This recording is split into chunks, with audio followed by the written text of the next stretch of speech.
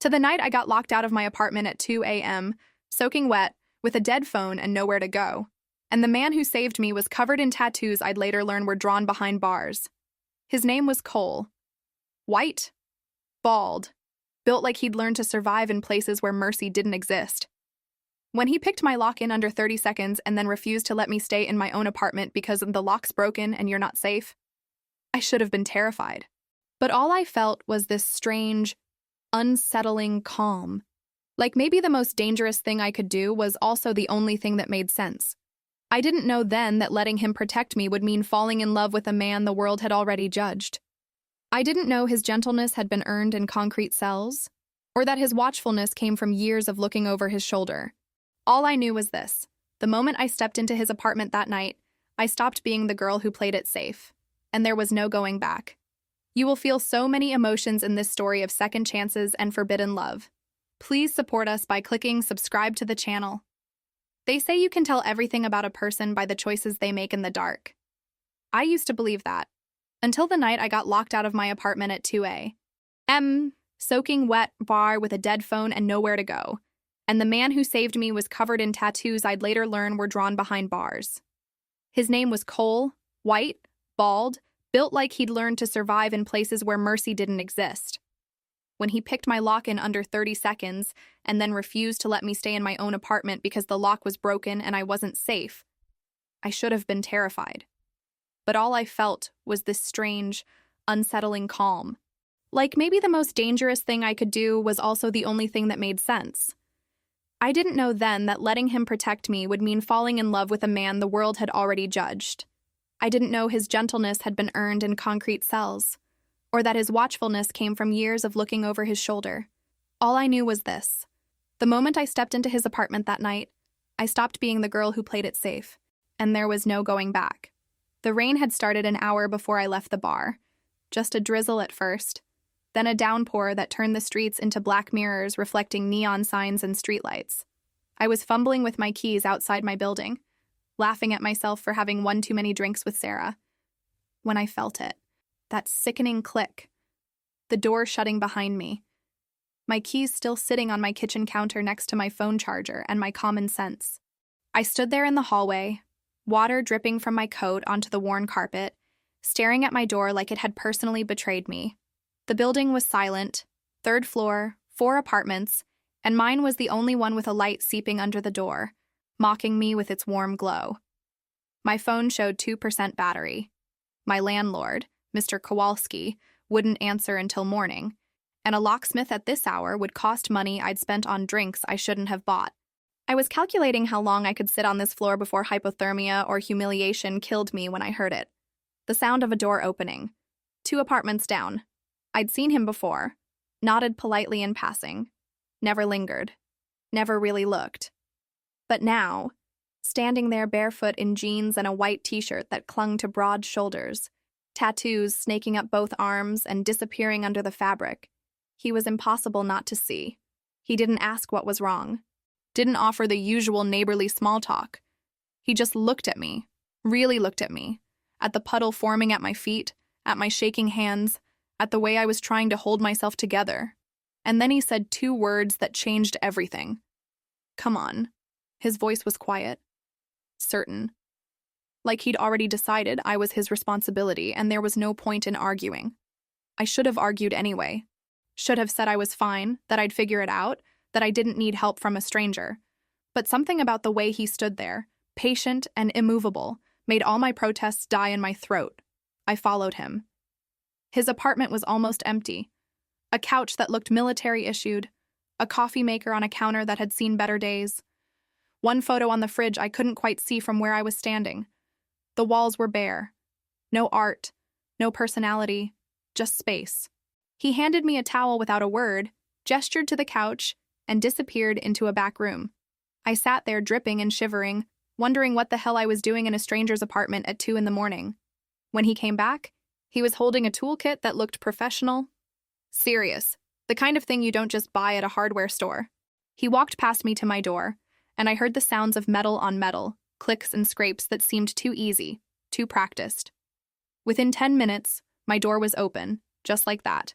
I stood up, ready to thank him and disappear into my apartment, to pretend this night never happened, to go back to being the girl who didn't accept help from tattooed strangers. But when I reached for the handle, he stepped in front of me. Not threatening, not aggressive, just there, immovable. "You're not staying here tonight." I blinked. My brain was still catching up. "What?" He nodded toward my lock, and I saw it then. The mechanism was loose, broken. Anyone with basic tools could do what he just did. It's broken. Anyone could do what I just did. Pack a bag. You're staying with me until it's fixed. Every instinct screamed at me to refuse, to call someone, to do anything except agree to spend the night with a man I didn't know. But there was something in his eyes, not a threat, not even a request, just a fact, like gravity, like rain, like the inevitability of morning. I found myself nodding. I don't know why I trusted him. Maybe it was because he didn't ask for permission. Maybe it was because in a city full of people who'd step over me on that hallway floor, he was the only one who opened his door.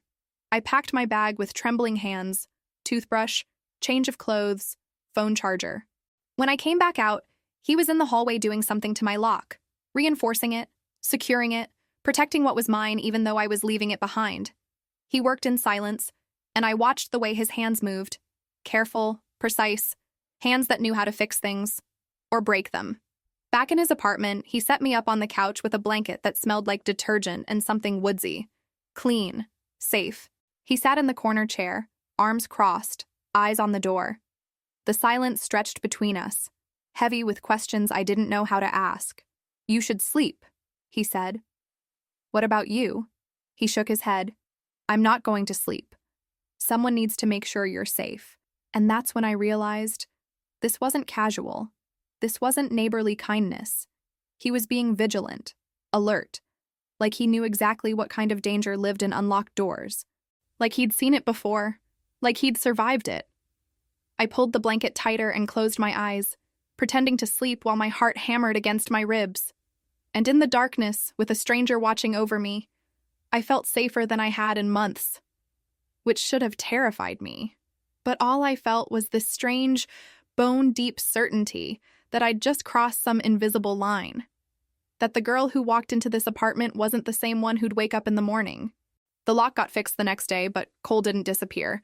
I thought he would. Expected it. Even, one good deed, neighborly obligation fulfilled. Back to being strangers who nod in hallways. But that's not what happened. He was there when I left for work at 7 a.m., leaning against the hallway wall with a cup of coffee in his hands, steam rising and the early light filtering through the stairwell window. I stopped short, my keys jangling in my hand. "Just making sure it holds," he said, nodding toward my door. I looked at the new lock, industrial grade, the kind that didn't come from a hardware store. "You didn't have to do that." I know, that was it. No explanation, no expectation. He just pushed off the wall and walked back to his apartment, and I stood there feeling like I'd missed something important in the conversation we didn't have. The next night, I stopped at the bodega on the corner for groceries. Milk, bread, the instant ramen that had become my dinner more nights than I cared to admit. I was juggling bags and trying to text Sarah back when I felt it, that prickle on the back of my neck. Someone watching. I turned, and there he was. Cole. Across the street, hands in his pockets, eyes on me. When our gazes met, he didn't look away, didn't pretend he wasn't there. He just crossed the street and took the bags from my hands before I could protest. "You don't have to—" I know. We walked in silence. 5 blocks. Every time I glanced at him, he was scanning the street, the parked cars, the shadowed doorways, like he was mapping threats I couldn't see. When we reached my building, he handed me the bags, nodded once, and left. No small talk, no lingering. Just protection without permission. It became a pattern. Thursday nights when I closed at the diner, walking home past midnight through streets where the lights flickered and died, he'd be there. Not close enough to crowd me, just close enough that anyone thinking about approaching would see him and reconsider. He never explained it, never asked if I wanted it. He just showed up. I started noticing things, the way he held doors open for everyone, not just me. How his voice dropped soft and gentle when he talked to Mrs. Chen from the first floor, helping her carry her groceries even though she eyed him like he might steal her purse. The careful way he moved through the world, like he was carrying something fragile, like he knew what it meant to break things and was determined never to do it again. Sarah asked me about him one night over drinks. So who's the bald bodyguard? He's just my neighbor. Neighbors don't look at you like that. Like what? Like they're memorizing your face in case they need to find you in a burning building. I laughed it off, but she was right. There was an intensity to Cole. A focus. When he looked at me, I felt seen in a way that was uncomfortable and addictive at the same time. Like he was reading a language written on my bones that I didn't know I was speaking. I Googled him one night after 2 glasses of wine and an argument with my mother about settling down. Nothing came up. Just a white pages listing with no details. But the way people in the neighborhood reacted to him told a different story. The guys outside the liquor store who usually catcalled anyone in a skirt went silent when he passed. Mrs. Chen crossing the street. The bodega owner who watched him like a hawk, even though Cole never touched anything without paying first. There was a story there. A history. And I was starting to want to know it. Then Derek showed up. My ex.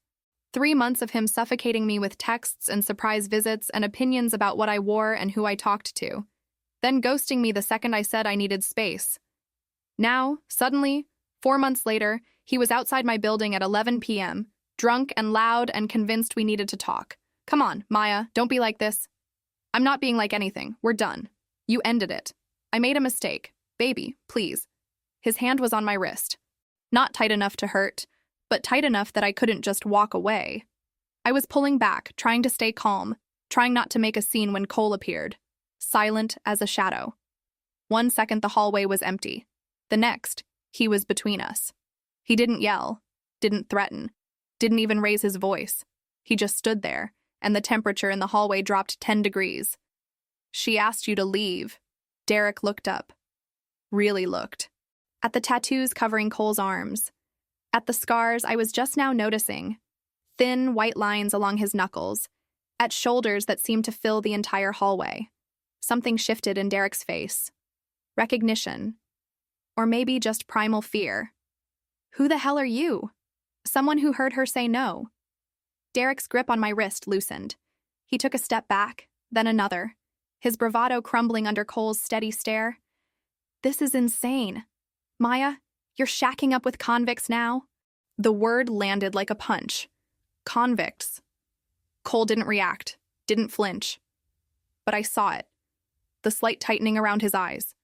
The way his jaw clenched. Derek saw it too, and whatever he saw made him back toward the stairs. You know what? You deserve each other.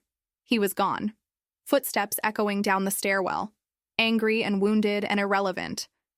I stood there, my wrist aching where he'd grabbed me, my hands shaking with adrenaline I didn't know what to do with. Cole turned to me, and his expression shifted, softened. You okay? I nodded, but my hands betrayed me, trembling like leaves in wind. He saw. Of course he saw. He always saw. Come on, let's get you inside. He walked me to my door, waited while I unlocked it. Started to turn away when I found my voice. Thank you. He paused. Looked back. You don't have to thank me for that. What Derek said? Doesn't matter, but it did. I could see it in the way he held himself, braced for impact, for judgment, for me to suddenly see him the way Derek did, the way everyone else in this building probably did. I wanted to say something, to ask, but the words stuck in my throat, and he was already walking away.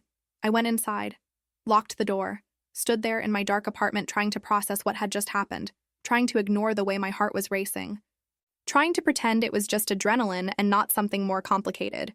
The next morning, there was a note under my door. Cheap paper, shaky handwriting, the kind that came from hands that weren't used to holding pens. Do you know who he is? Google Cole Mitchell Prison. Ask him what he did. You're not safe. My hands went cold. I read it 3 times. Then I looked toward his apartment, door closed. Silent. The hallway empty except for me and this piece of paper that felt like it weighed 1,000 pounds. I stood there holding it, and all I could think was, what did you do, Cole? And why am I so afraid the answer won't change how I feel about you? I sat with that note for 3 hours. Just sat there on my couch, staring at it like the words might rearrange themselves into something less terrifying. They didn't. Finally, I did exactly what it told me to do. I opened my laptop, typed his name into the search bar, Cole Mitchell. My finger hovered over the enter key for a full minute before I pressed it. The results loaded slowly, or maybe time just felt slower. Either way, when they appeared, my stomach dropped. Arrest record, sentencing, Westmont State Penitentiary, 8 years served, released 14 months ago. The charge sat there in black and white, clinical and brutal. Aggravated assault. Below it, a mugshot. That was him. Younger, maybe 23 or 24. Harder, angrier. His head already shaved, but his eyes hadn't learned that careful control yet. They blazed with something I couldn't name. Rage, maybe, or fear pretending to be rage. But those eyes. God, I knew those eyes. I clicked through article after article, local news coverage, court documents. The details were vague, sanitized by legal language, but the bones of it were there. A bar fight. A man hospitalized. Cole sentenced to 8 years. Good behavior got him out in 7.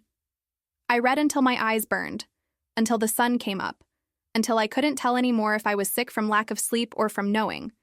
I didn't know what I'd expected. But somehow this felt both better and worse than anything I'd imagined. Not a murderer, not a monster. Just a man who'd hurt someone badly enough that the state decided he needed to be locked away from the world. Just a man who'd paid for it with nearly a decade of his life. I closed the laptop, sat in the silence of my apartment, wondered what the hell I was supposed to do with this information. When he knocked that evening, his usual check-in, the one I'd come to expect without realizing it, I didn't open the door right away. I stood there with my hand on the knob, my heart hammering, trying to decide if I was afraid. I wasn't. That was the problem. I wasn't afraid of him at all. When I finally opened the door, he knew immediately. I saw it in the way his expression shifted, the way his shoulders dropped half an inch, like he'd been waiting for this moment since the day we met. "You found out," he said. Not a question. A statement of fact. I nodded, not trusting my voice. He didn't try to come inside, just stood in the hallway, arms at his sides, looking at me with those careful, controlled eyes. "You want to know what happened?" "Yes." He took a breath, let it out slow. 7 years ago, a bar downtown. My younger brother was there with some friends. He was born with a developmental disability, sweet kid. Wouldn't hurt anyone. Some drunk asshole started messing with him, pushing him, saying things. My brother didn't understand why this stranger was being mean to him. Cole's jaw tightened. His hands flexed at his sides. I was supposed to be watching out for him. That was my job. So when this guy shoved my brother into a table, I stepped in, told him to back off. He took a swing at me instead, and he stopped, swallowed hard.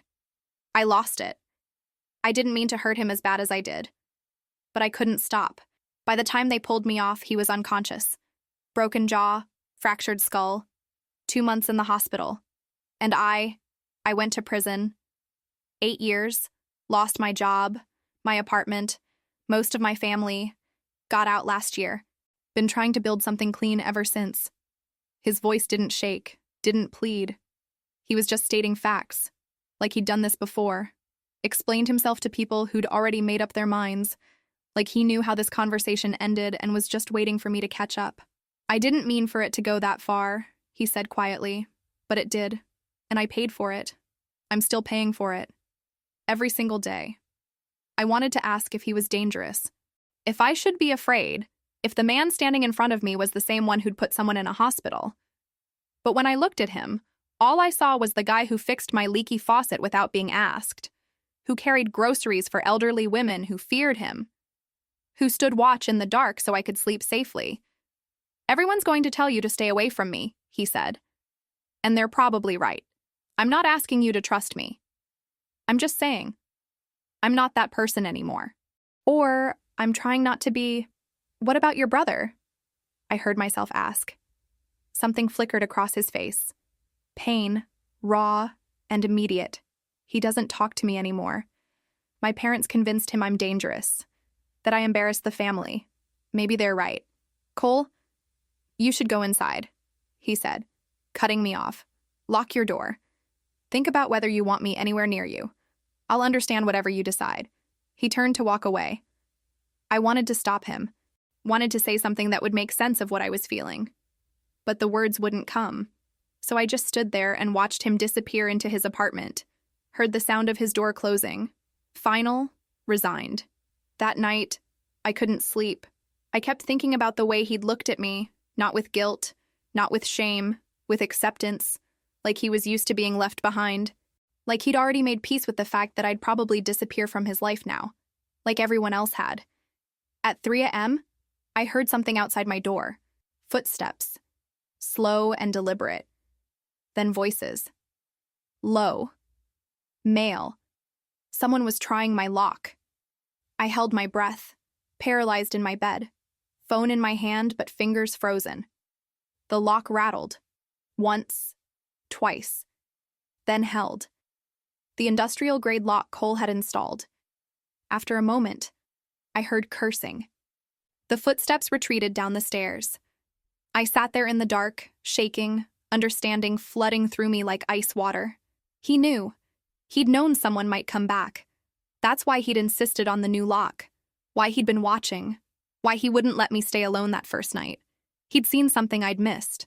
Some threat Derek represented that I'd been too naive to recognize. The sun came up. I got ready for work like a robot, going through the motions. When I stepped into the hallway, Cole's door was closed. Silent. I almost knocked.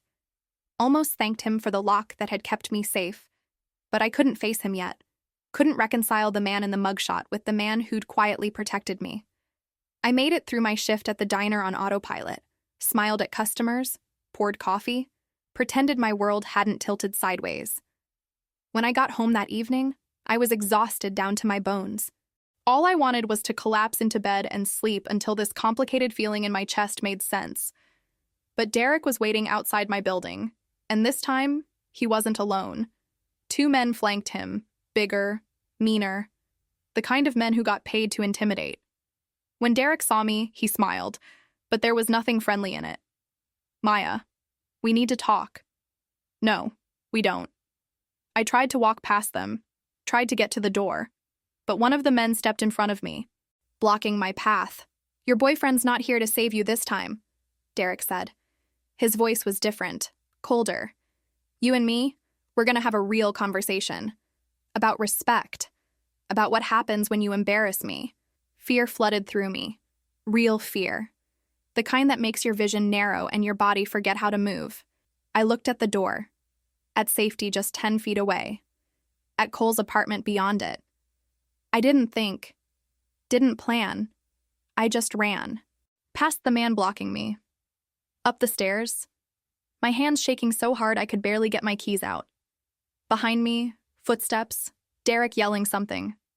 I made it to my door, got it open, slammed it shut. But I knew, it wouldn't be enough. Knew Derek would just wait. Would corner me tomorrow or the next day. I stood there with my back against the door, breathing hard, and made a choice. Maybe the stupidest choice of my life. Maybe the only one that made sense. I opened my door again, ran 2 apartments down, started banging on Cole's door with both fists. Cole, please! The door opened. He stood there, concern already flooding his face before I said a word. I need your help. Cole didn't ask questions. Didn't hesitate. He just pulled me inside, locked the door, and moved to the window. One glance down at the street, and his whole body went still.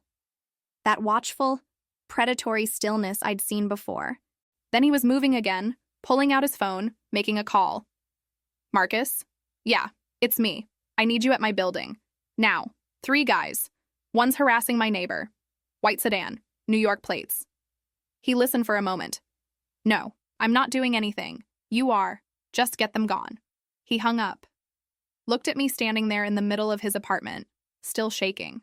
He guided me to the couch, sat me down, went to the kitchen, came back with tea I didn't ask for, set it on the table in front of me. Then he pulled up the chair across from me and waited. Just waited until my breathing slowed. Until my hands stopped trembling quite so violently. Tell me everything, he said finally. So I did. Derek's obsession that I'd mistaken for love. The months of him showing up unannounced, getting angry when I talked to other men, checking my phone when I left it on the table, how I'd finally ended it, and he'd disappeared without a fight. How I'd thought that meant it was over. How stupid I'd been. The threats started 2 weeks ago, messages from numbers I didn't recognize. Someone following me home from work. I thought I was paranoid. But tonight, my voice broke. Cole's expression didn't change, but something in his eyes went cold. Not angry. Colder than anger. Calculating. Tonight he brought backup, Cole finished, because he knew I'd be a problem. He called you a convict. I am a convict. He said it like it meant you were dangerous. Cole's mouth twisted. Almost a smile, but not quite. I am dangerous. Just not to you. The certainty in his voice should have scared me. Instead, it steadied something in my chest. He leaned forward, elbows on his knees, eyes locked on mine. Here's what's going to happen. You're going to stay close. I'm going to make some calls, and we're going to fix this the right way. No violence, no breaking parole. The right way. You understand? I nodded. 10 minutes later, his friend Marcus showed up. A big black man with kind eyes and a security company jacket. By the time I looked out the window again, Derek and his friends were gone. Just gone. Marcus came upstairs, talked to Cole in low voices by the door. Something about handling it, and making sure he understands. I didn't ask for details. After Marcus left, Cole made me eat something. Heated up leftover Chinese food he had in his fridge, sat across from me while I picked at it. The silence wasn't uncomfortable. It was just there. Heavy with things neither of us knew how to say. You should sleep, he said finally. Take my bed. I'll be out here. I can't take your bed. You can. You will. It wasn't a suggestion. I was too tired to argue. His bedroom was as sparse as the rest of his apartment. A mattress on a simple frame, a single dresser, a lamp. No decorations except one photo on the nightstand. A younger Cole with his arm around a teenage boy who had to be his brother, both of them smiling, both of them whole. I fell asleep in Cole's bed, wearing his t-shirt because I hadn't thought to grab clothes from my apartment, surrounded by the smell of him, clean laundry and something else. Something I couldn't name but that made me feel safer than I had in weeks. Over the next few days, I saw his life up close. Really saw it.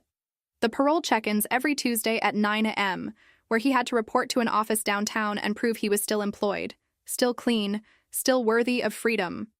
The construction job he worked 6 days a week, coming home with hands cracked and bleeding, with cement dust in his hair. The tiny apartment with nothing extra, no TV, no art, no luxuries, just the essentials. He was rebuilding from zero. One paycheck at a time, one choice at a time. We talked. Really talked.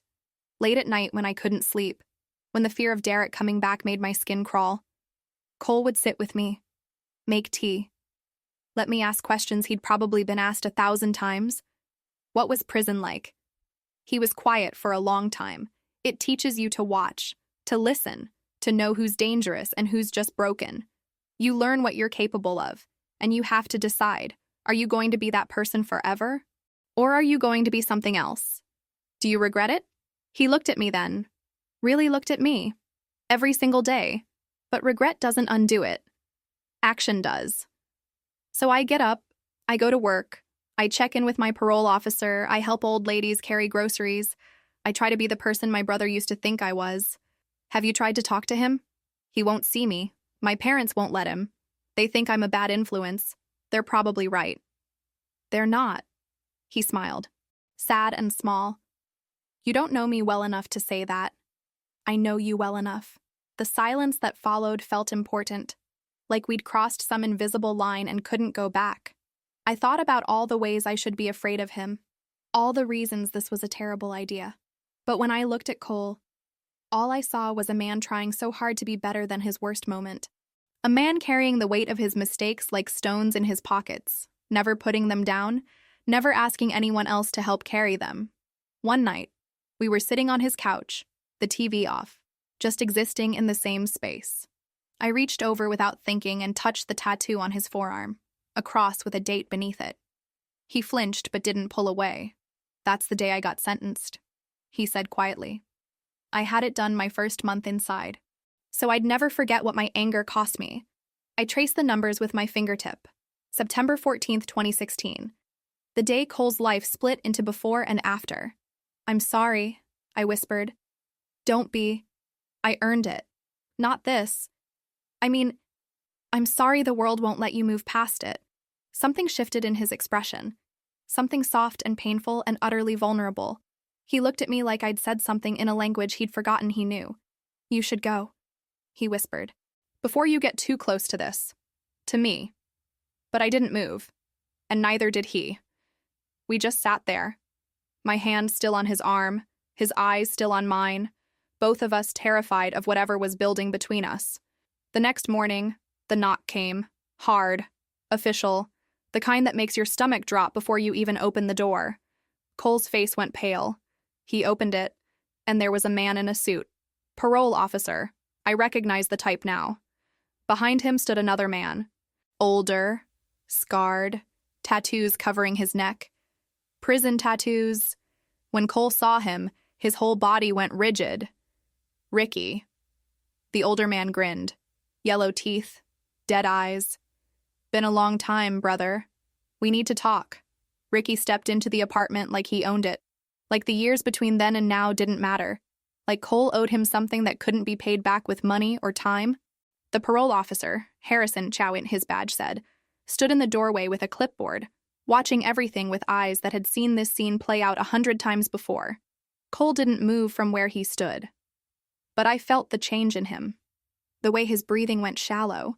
The way his hands curled into fists at his sides before he forced them open again. Deliberate. Controlled. I need a place to stay, Ricky said. His voice was rough, damaged by cigarettes or screaming or both. Just a few nights. You know how it is. Transitional housing fell through. No. The word came out flat. Final. Ricky's smile faded. Something darker took its place. That's not how this works, brother. You remember Westmont, C Block? You remember who kept you alive in there when the Aryan Brotherhood decided you looked like a good target? Cole's jaw tightened. I remember. Then you remember you owe me. I paid you back. Inside, we're done. Ricky took a step closer. Harrison shifted his weight but didn't intervene. Just watched. Taking notes. I pressed myself against the wall, trying to disappear, trying not to exist in this moment that felt like watching two wolves decide whether to fight. You got a nice setup here, Cole. Job, apartment. Pretty girl. Ricky's eyes slid to me, lingered. I felt my skin crawl. Be a shame if something messed it up. If someone told Harrison here about the side work you used to do, the favors you ran, the packages you moved, I was never involved in that. Memory's a funny thing. Sometimes people remember differently. Harrison cleared his throat. Mitchell, you want to tell me what he's talking about? Cole's face was stone. Nothing. There's nothing to tell. Ricky's confused. Am I? Ricky's grin widened. Or maybe I just need a place to crash for a few days. Help me out, and my memory stays fuzzy. Don't help me, and I might remember all kinds of interesting details. The threat hung in the air like smoke. Harrison wrote something on his clipboard. Mitchell, I'm going to need you to come down to the office tomorrow. 9 a.m. We need to discuss your associations. I'm not associating with him. He showed up uninvited.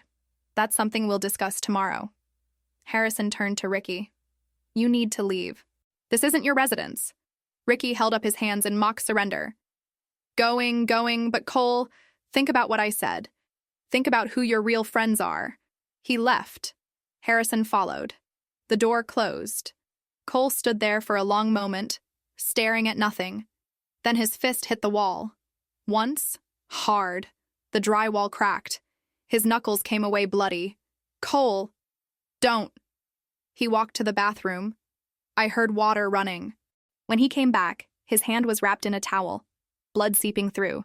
He sat on the couch, head in his hands, breathing like he'd just run a marathon.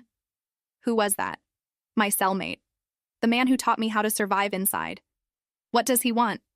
Everything I've built. He wants to use it. To use me. To drag me back into the life I barely escaped. His voice cracked. Not much. just enough that I heard the fear underneath. What did he mean about packages? About favors? Cole looked up at me. His eyes were hollow.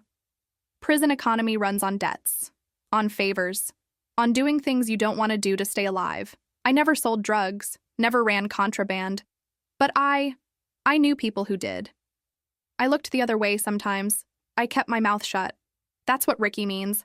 That's what he'll tell Harrison if I don't give him what he wants. But you didn't actually do anything. Doesn't matter. The association alone could violate my parole. One accusation, one investigation. That's all it takes. I sat down next to him, close enough to touch but not touching. Processing this, understanding for the first time how fragile his freedom really was, how one mistake, one wrong person from his past, could take it all away. What are you going to do? Tell Harrison the truth. Hope he believes me. Hope it's enough. Meanwhile, Derek didn't stop. The messages kept coming. Different numbers. Always the same theme. You think you're safe? You're not? He's going to hurt you. Then you'll come back to me. I blocked every number. They kept multiplying. He started showing up at the diner during my shifts, sitting in a booth by the window, ordering coffee, watching me, not approaching, just watching, making sure I knew he was there. My manager pulled me aside after the third time. Maya, I need you to handle your personal life. This is making customers uncomfortable. I'm not doing anything. Just figure it out. Please. Sarah stopped answering my texts. Not all at once, just slower responses, more excuses why she couldn't meet up. Finally, she called. I heard about the guy you're seeing. Cole. The ex-con. Maya. What are you doing? He's a good person. He went to prison for assault. That's not a good person. You don't know him. And you do. You've known him for 2 weeks? And you're already defending him to everyone, because everyone's already judged him without knowing anything. Maybe there's a reason for that. The silence stretched between us. I have to go, she said finally. Just be careful, okay? I don't want to see you get hurt. She hung up. I stood there in my apartment, staring at my phone, feeling the walls close in. My mom called that night. Apparently, news travels fast in families. She'd heard from my aunt who'd heard from someone in the neighborhood that I was involved with a criminal. Sweetheart, I'm worried about you. I'm fine, Mom. Are you? Because from what I'm hearing, what you're hearing is gossip. You don't know Cole. You don't know what he's been through, what he's trying to build. I know he went to prison. I know he hurt someone. That's enough. It's not enough. People change. People deserve second chances. Not at the expense of my daughter's safety. We went in circles, her fear, my defense, her judgment, my anger. It ended the way these conversations always ended. Badly. With both of us frustrated and neither of us heard. That night, Cole and I sat in his apartment. He'd made dinner, pasta with jarred sauce, nothing fancy. But the fact that he'd tried meant something. We ate in silence, the weight of everything pressing down on us. I'm making your life harder, he said finally. No, you're not. Your family, your friends, your job, everything's falling apart because of me. That's not true. Maya, he said my name like a prayer, like an apology. I should have stayed away from you. From the beginning, I knew better, but you looked at me like I was just a person, not a convict, not a threat, just a person. And I was selfish enough to want that. Cole, I'm not asking you to choose me over everyone else.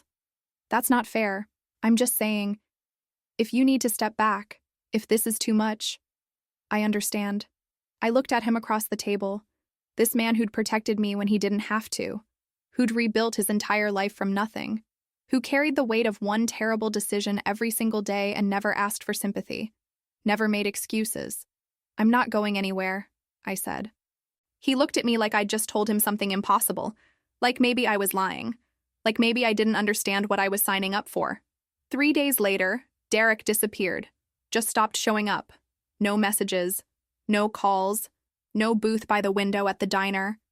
At first, I felt relieved, then suspicious, then terrified, because Derek didn't give up. He didn't let go. So where was he? The answer came on a Wednesday morning. 2 detectives at my door. Badges. Serious faces. Questions about Derek. When I'd last seen him. Whether I knew where he might be. His car had been found abandoned near the docks. No signs of struggle. No blood. Just gone. When did you last see him? The female detective asked. Last week. He was harassing me outside my building. Harassing you how? Showing up. Following me. Threatening me. The detectives exchanged a look. Did anyone witness this harassment? My neighbor, Cole Mitchell. He helped me. Another look, longer this time. Cole Mitchell, your neighbor? Yes. And where is Mr. Mitchell now? My stomach dropped. At work. Why? What does Cole have to do with this? But I already knew. I saw it in their faces, in the way they looked at each other. In the notebook the male detective was writing in, they thought Cole did something. They thought the ex-con with a history of violence had made Derek disappear. And I was the only one who could tell them the truth, if I even knew what the truth was. The detective's name was Marsh. Detective Sarah Marsh.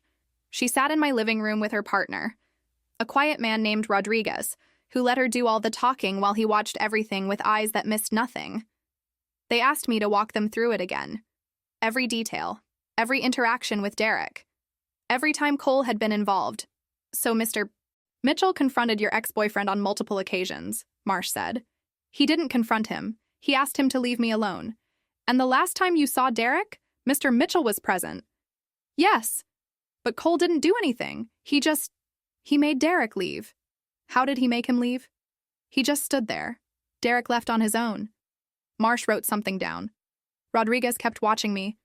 Ma'am, I'm going to be direct with you. Cole Mitchell has a history of violence. Your ex-boyfriend threatened you, and now he's missing. We need to consider all possibilities. The words felt like ice water in my veins. Cole didn't do anything to Derek. How can you be sure? Because he was with me. The night Derek disappeared. We were together. All night? Yes. We watched movies. Fell asleep on his couch. He was there when I woke up. Marsh studied me, looking for cracks, for lies, for the moment I'd break and admit I was protecting him. You understand what you're saying. You're providing an alibi for a convicted felon in a potential assault or kidnapping case. I'm telling you the truth. Cole didn't hurt Derek. He couldn't have. They asked more questions. What time did I go to Cole's apartment? What movies did we watch? When did I fall asleep? When did I wake up? Every detail documented, every answer scrutinized. When they finally left, Rodriguez handed me a card. If you remember anything else, or if you need to change your statement, the implication hung in the air. If you're lying, if you're scared, if you want to tell us the truth.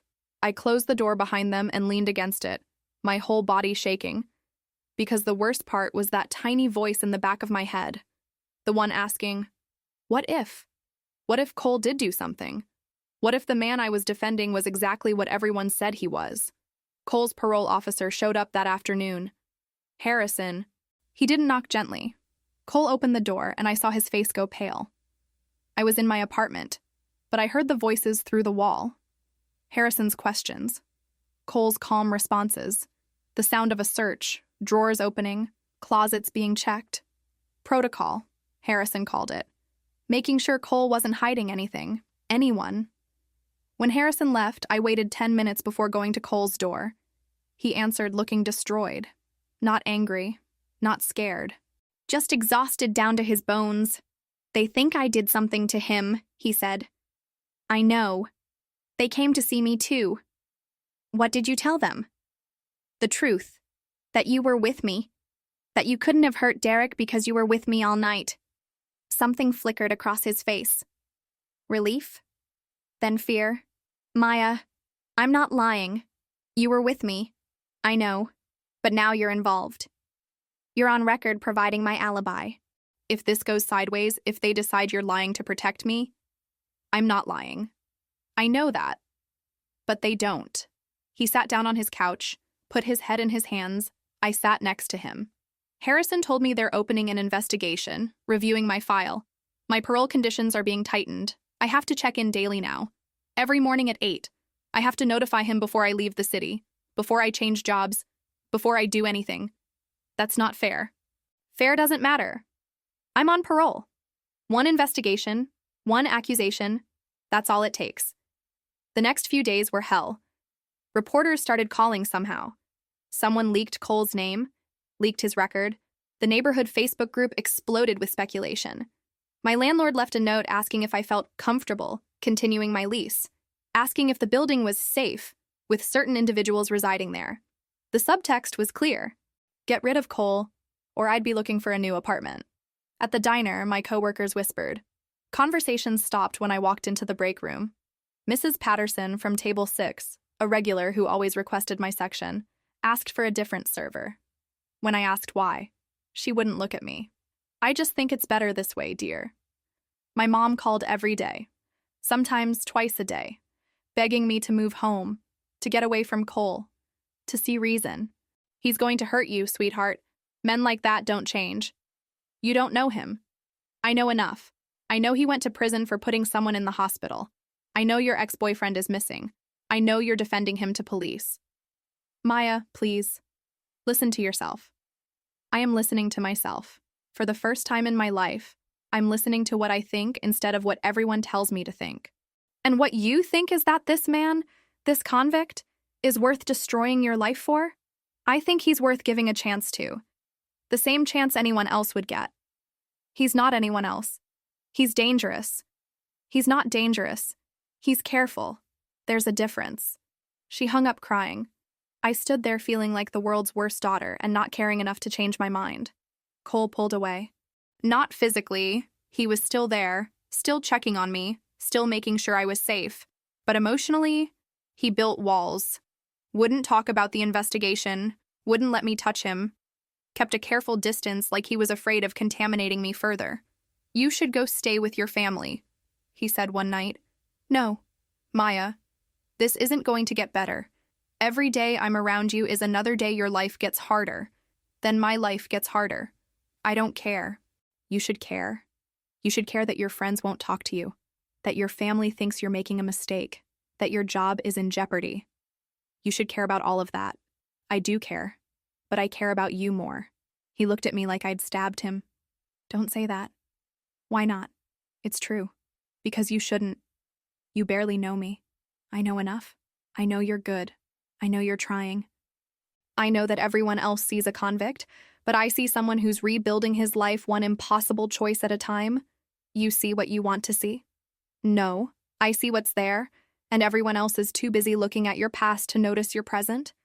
The investigation dragged on. Marsh came back with more questions. Had Cole ever mentioned Derek to me? Had he seemed angry, violent, out of control? Every question felt like a trap. Every answer felt inadequate. Rodriguez watched me like he was waiting for me to crack. 1 week after Derek disappeared, they found him, alive, in a motel 2 states away, hiding from debt collectors. He'd never been kidnapped, never been hurt. He'd just run. Run from debts he couldn't pay and people he'd borrowed from who didn't accept excuses. The harassment, the threats, the men he'd brought to intimidate me. All of it was him trying to look tough while his life fell apart around him. The charges against Cole, charges that were never officially filed but hung over him like a shadow, were dropped. Marsh came to tell me herself, "Your boyfriend's been cleared. He's not my boyfriend, and he was never guilty." Maybe. But you should know. The investigation triggered a parole review. His conditions have been tightened significantly. Because he didn't do anything. Because he was investigated. That's how it works. He has to check in daily now. Any deviation from his routine, any missed check-in, and he goes back inside. For the full remainder of his sentence, 5 more years. She left. I went to Cole's apartment. He was sitting on the couch, staring at a piece of paper. His new parole conditions. I read over his shoulder.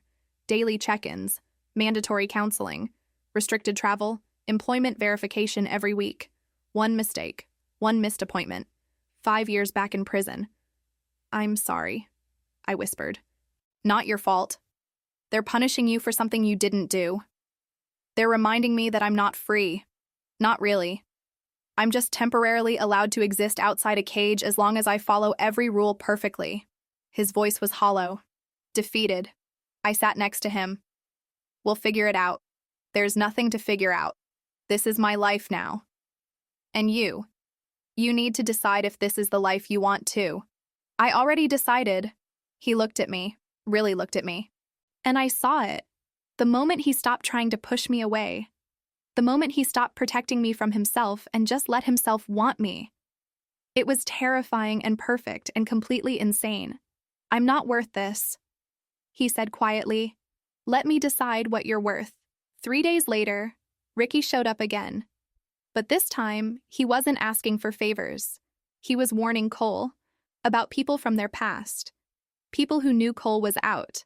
People who remembered debts and grudges and the man Cole used to be before he decided to go straight. They know about the girl, Ricky said, his eyes on me. Cold, calculating. They think she's your weakness, and they're coming. I didn't wait for Cole to decide. I decided for both of us. If Derek ran because of debt, someone had scared him badly enough to disappear. I started digging, called old mutual friends, searched social media, followed threads until they led somewhere real. It took 3 days, but I found it. Derek owed $20,000 to a loan shark named Vince Cardelli, the kind of man who didn't accept payment plans. The threats weren't about me.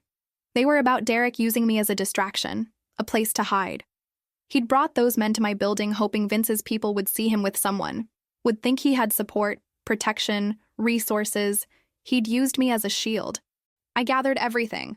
Screenshots of Derek's desperate messages to friends, photos he'd stupidly posted online showing cash he claimed to have, bank statements proving he was broke. Then I did something crazy. I went to the police station and asked for Detective Marsh. She looked surprised to see me. Ms. Torres, what can I do for you? I handed her the folder I'd compiled. Derek set Cole up.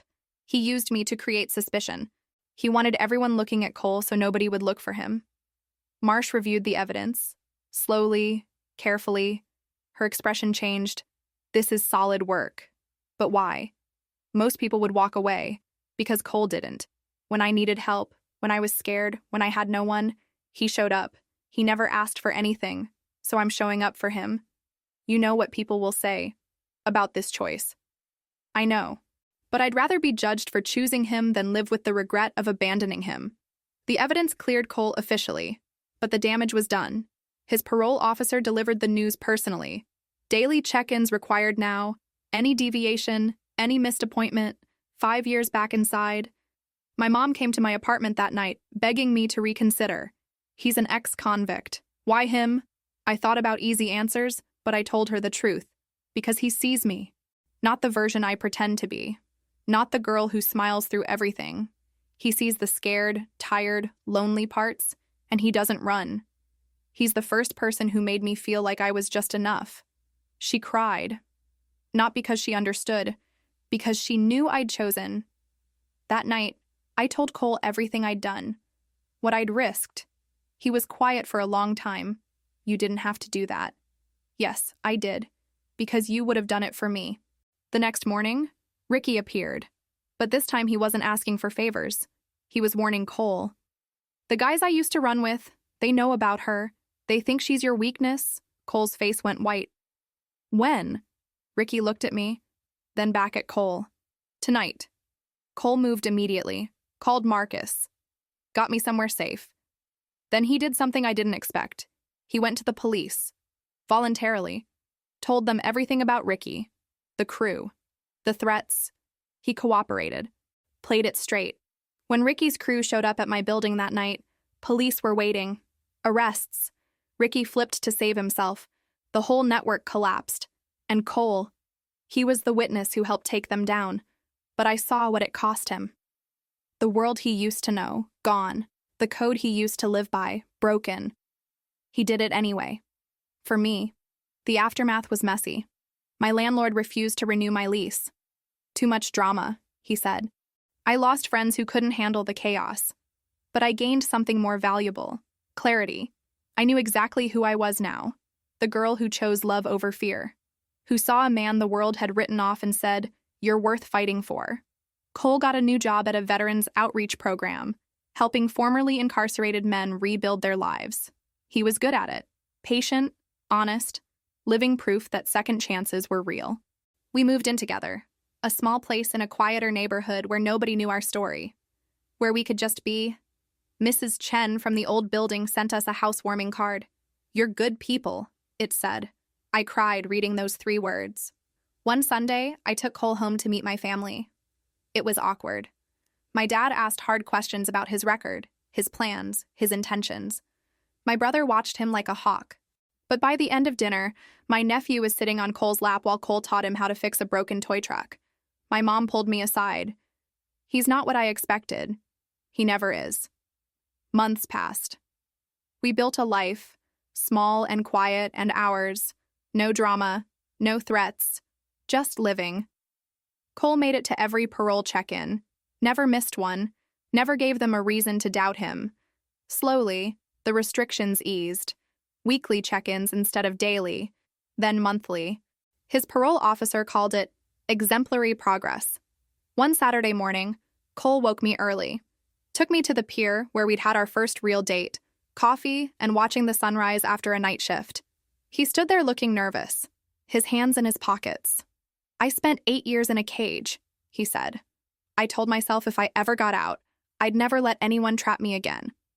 But then I met you." He pulled out a small box.